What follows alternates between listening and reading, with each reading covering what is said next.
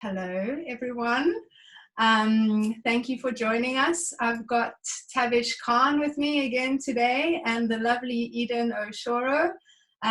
Eden is an art psychotherapist, among other things, and she's joining us today to give a little interpretation of Tabish's inkblot. So Tabish was one of the first participants of the Animal in You series, and he was one of the first people I gave an inkblot to, and then he interpreted it, and then I created a painting based on what he saw. So today, Eden's going to take a look at that and dive in a little bit deeper into the kind of the symbolism and maybe the Jungian archetypes. So Eden, do you want to give a quick introduction to yourself, just in case people don't know who you are? Sure. Thank you, Jessica. So yes, I am Eden O Shoro. I am a person-centered psychotherapist, but I have a master's degree in art psychotherapy. I also created Art and which is it's a combination of yogic practice and psychotherapeutic arts and expressive arts. So I do workshops and retreats in that. But being an art psychotherapist, people often ask, well, what is that? Do you just psychoanalyze artists? And it's not really that. It's about the art is the language, right? And art therapy is kind of the methodology of the art making itself is cathartic, and that's the healing.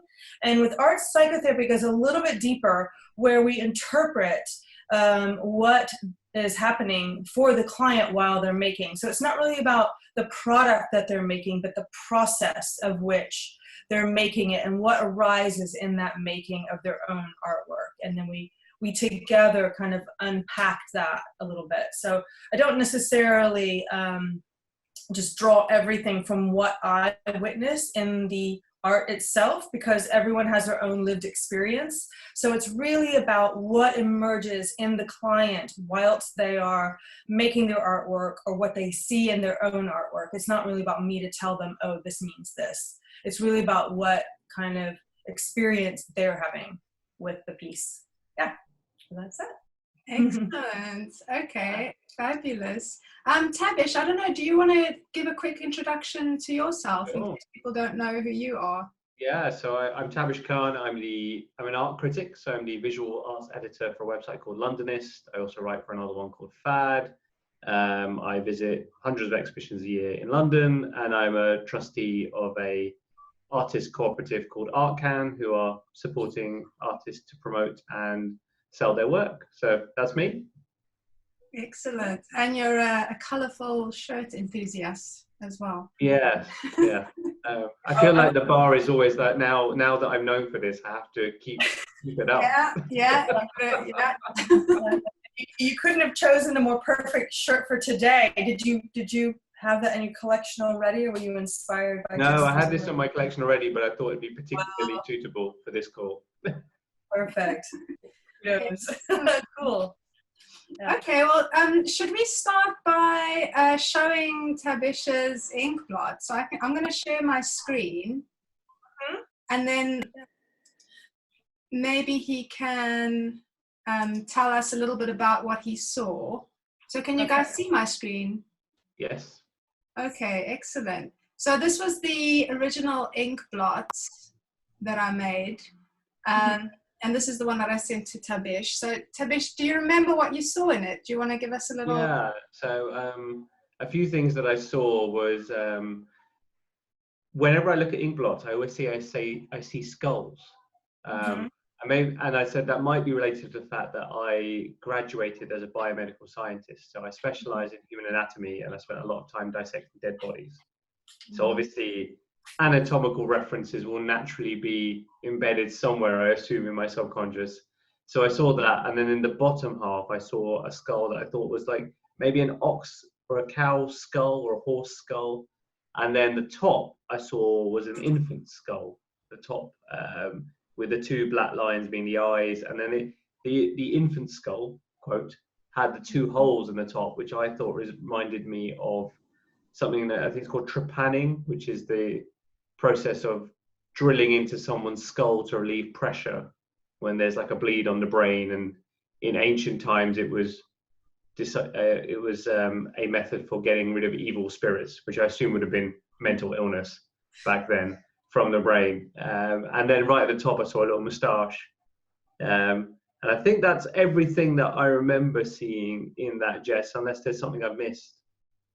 No, I think that was, yeah, I think that was about it, really. It was mainly those kind of three elements, wasn't it? Definitely. Cool. Okay, and Eden, what do you make of this? Well, I mean, what Tabish said, you know, harkened back to kind of his process and his education and seeing the skulls. And then, yeah, I'm interested in the link between maybe the infant skull and what that might represent for you.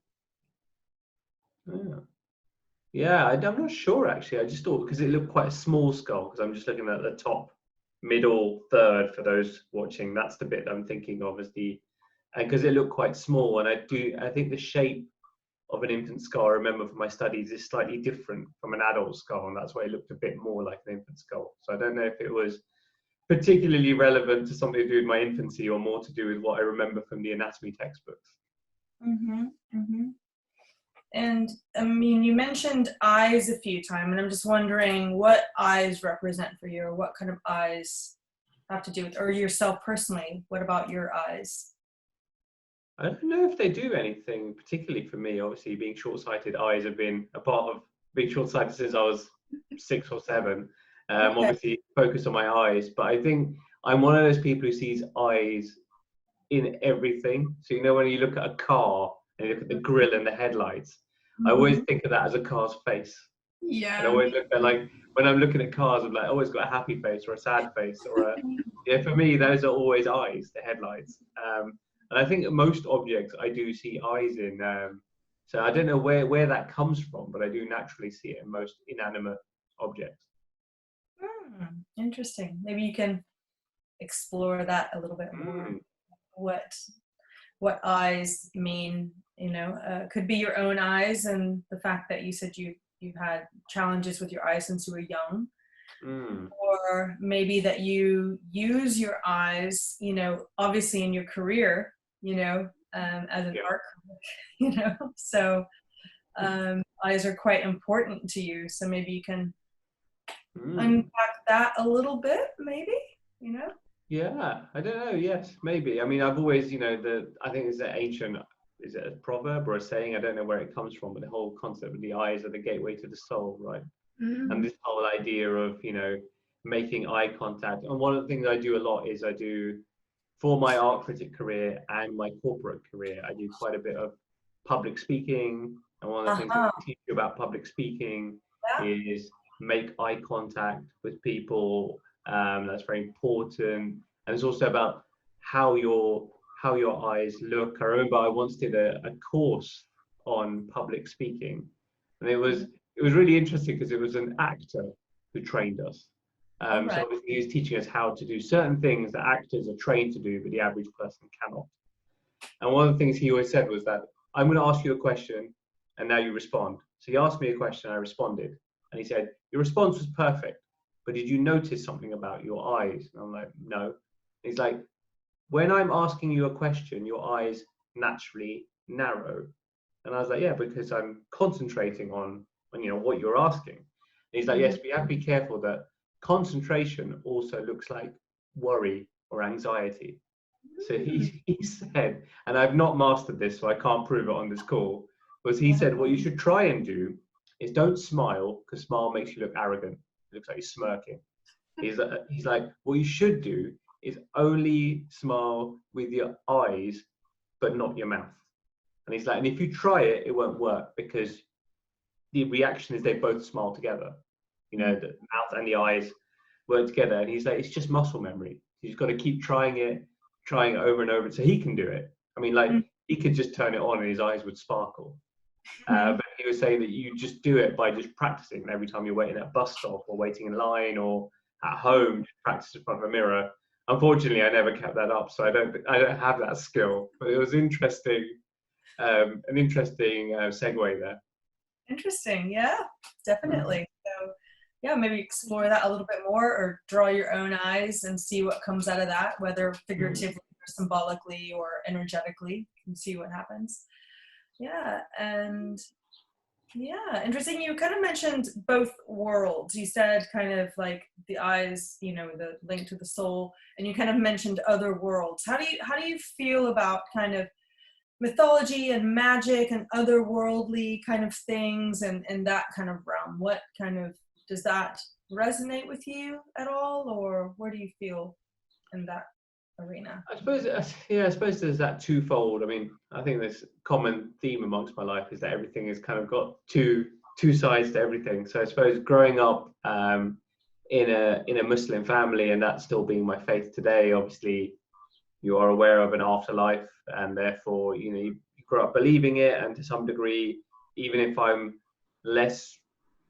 arguably less religious than I was when I was younger, I'm still just as spiritual. So that sort of element of two worlds probably still exists. But then also I spent a lot of my years in science, which was all about rationality, and, you know, only things that you can prove by evidence, which kind of cuts off that two worlds. And then also that whole element of having two jobs, right, who are very different. So therefore I'm always juggling the two worlds. Yes. Yeah, very, yeah.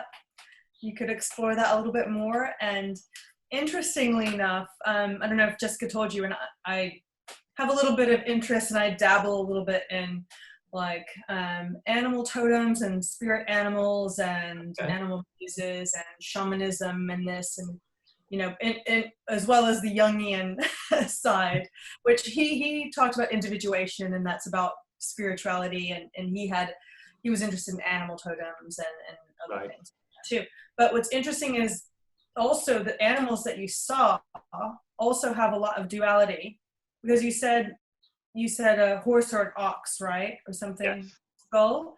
So if you think of ox symbology, that's kind of, you can think of it as like almost like the Minotaur, who kind of was the underworld, you know, the guardian of the underworld and guarding treasures, and you know, but also if you think of like cow versus ox, like if people think of in symbology and mythology and things, cow often you think of as the mother symbol, you know, giving milk and things like that, and creating more cows. But the male, the ox, is the one who serves himself up for slaughter, because that's how, you know, that's how the ox would nurture or be fertile.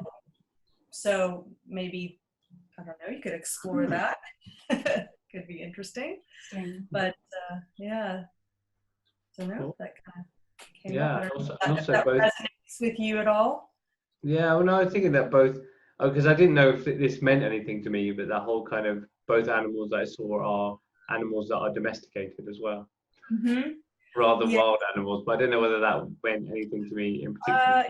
Yeah, you came to it. I wasn't going to go there, but you came to it. I was going to ask you, how connected do you feel to your wild or natural self? Because you spoke a lot about the skulls and the human side of it, but didn't go very deep into the animal side of it. So I'm wondering how connected to you are your animal side, you know, and not your thinking side, but more your heart side or your animal primitive side.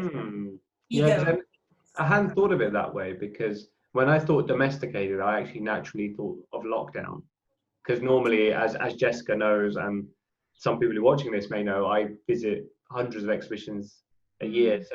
So this house is largely kind of unoccupied, my home. I always made the joke that during lockdown, my kitchen was no longer for display purposes only. You know, I was actually at home and using it, because normally I'm never at home. I'm always out and about. So that must be that domesticated element of being caged inside a lot more. But at the same time, I have actually been obviously taking more walks, as your one daily walk you're allowed at the beginning of lockdown. And that's been taking me to natural parks, and, you know, the realization there's a lot more nature on my doorstep than I thought there was. Great. And that's been great to connect with that. So I suppose there is that element too that you mentioned about connecting with the natural world. Fantastic. Yeah. Amazing. Well done.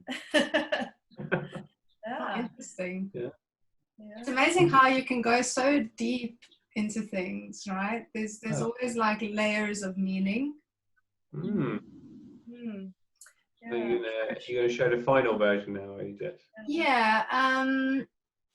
Can you see this? Yes. Okay. All right. So this was, so once I show participants the inkblot, what I do after I've got the interpretation is create a digital collage. So I just wanted to show you the kind of digital collage. Now, obviously, like, you know, although it's a collaboration, right? So although it's mostly, you know, focused on the participants and what they see, as the artist, I can't help but kind of put a few, you know, use my creative license a bit. So I added in some writing quills, which Tabish mentioned he doesn't use anymore. Maybe in a past life, Jess. Maybe in a past life.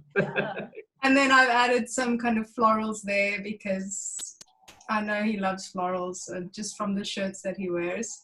So I just wanted to show you that kind of the process of it. And then, so the final piece is obviously a bit different. So, and then this is the final painting, pretty much. So yeah, it changes quite a bit from the digital, obviously. You know what, for me, Jess, the skull gets angrier.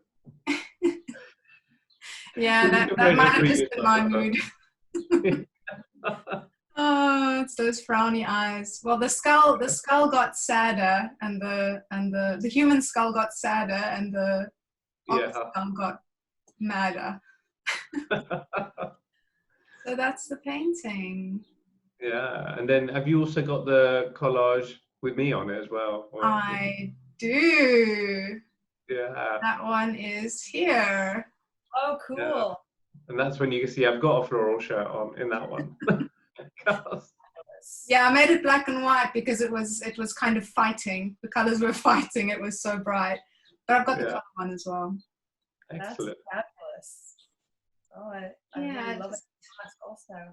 Do you want to go back to just the image of your final product, Jessica? Mm-hmm. Yeah. So Tabish, does anything emerge for you differently from this one that or anything you sense or emerges from you in this one as opposed to just the straight ink blot? You know what? A little bit in the sense that obviously there's a few bits that Jess has added in based on her knowledge of me and experience of interacting with me. So, for example, you got the quills, which is something I didn't see, but obviously I do write. But I suppose that always reminds me of that whole sense of lost art of writing, in the sense that, you know, if somebody asks me to write, I write notes all the time, like when I'm on calls and when I'm making notes for panel presentations, etc., with pen and paper. But I think if someone asked me to write prose, I think I'd probably get to a page and then my wrist would be sore and my fingers would be sore because I'm so unused to writing. I don't think I've written a lengthy prose since I would have been my university exams, which was like 2004, when it was back then you used to have to do by hand, and there were 3-hour exams.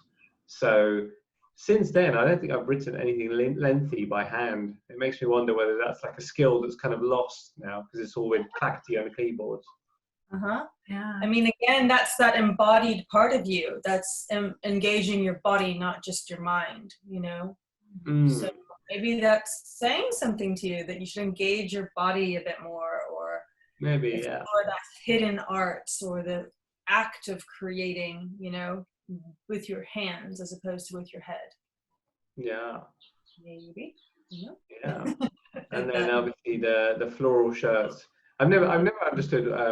Well, the floral shirts actually link back to a rather famous artist. So there's an artist called Grayson Perry, who's a famous British artist, who's a cross-dresser. And one of the things he always said was that he said it's always struck him as ridiculous that when you look at fashion, it's like not necessarily rewarded, but sort of fashion in amongst women is quite broad. You know, women can dress in black, which looks great, but they can also dress in bright colors, and that also looks great, right? While men, it's always very dour. Like, you know, if you go to an office, if you can find anyone who's not wearing a white or a blue shirt, that's something. You know, it's so rare to see. And in my office as well, same thing. Everyone wears white and blue shirts. And he always said that, what is it against masculinity, meaning that we can't wear bright things and bright colors? And I've always been attracted to bright colors, but I think not my upbringing as in my parents, but my upbringing in society has kind of pushed me away from them.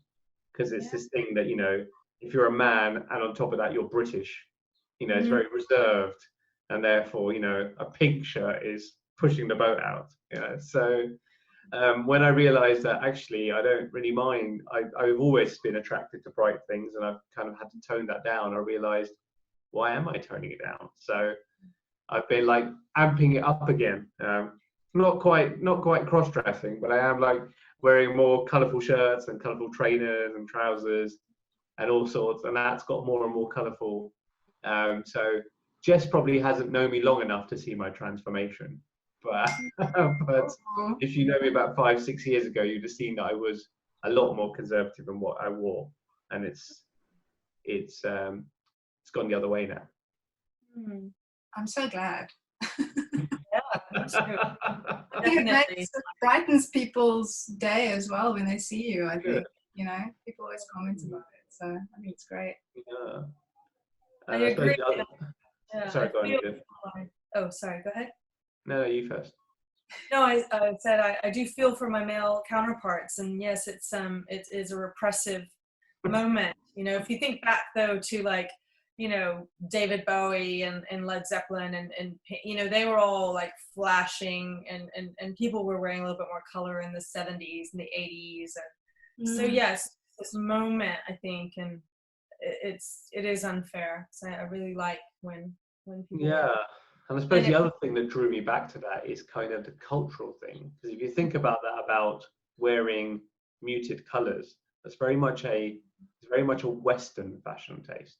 If you go to places like India and Africa, your day-to-day wear is quite drab. It's just like plain white or plain blue. But your ceremonial stuff, where in the UK it'd be very dark suits, navy suit, white shirt, and dark tie. In Africa and India, the ceremonial sort of going out wear is brighter. So it always made me wonder, it's strange that it's very much a sort of Victorian throwback, as it were, that we all follow in the Western world that isn't necessarily how it works in the rest of the world. Yeah, it's quite interesting because color has, especially in Africa, I know when we, as kids, we went to go visit like a Zulu tribe, and we did like bead making and things with them, and each color like is symbolic of a specific thing to them. So for example, like if a man is interested in a woman and wants to, you know, take her out or marry her or whatever, you know, he gives her a gift of a certain color bead. I can't remember now what the color is, but it's just it's got so much more meaning in those countries. I don't know about India, if it's got, you know, if the color has the same kind of symbolic meaning, but yeah, it's quite interesting. Yeah, I wouldn't know, but also worth noting that obviously the flowers you picked were blue, Jess, and I always think of blue as the calm and serene color. So I don't know whether that means you see me as calm and serene. They were pink, just by the way. I had a pink version and a blue version, and I actually asked someone like, which one do you think? And she said blue. So I was like, yeah, I was leaning towards blue, but yeah, I had like a peachy kind of pink version as well. But yeah, I think you mentioned sometime that you do have a shirt with blue florals. So perhaps I've seen you in that shirt, and maybe that's why. Maybe that's why. I do. But I do see you as a very calm and kind person as well. So it all works. Excellent. Okay, super duper. Does anyone want to say any like closing words or anything like that? I should add that I probably like the sight of flowers more than the actual presence. Not that I don't like flowers themselves, but As I've noticed in the month recently, I'm a hay fever sufferer. So yes, Oh. it's very bad this month. So maybe keep away from the flowers in person and keep closer to them on screen and in artworks and on shirts. These ones won't make you sneeze, hopefully. Oh, excellent. I just want to say thank you so much again. Thank you. For joining me. It's always such a pleasure to have both of you. So thank you so much. Thank you. Thank you.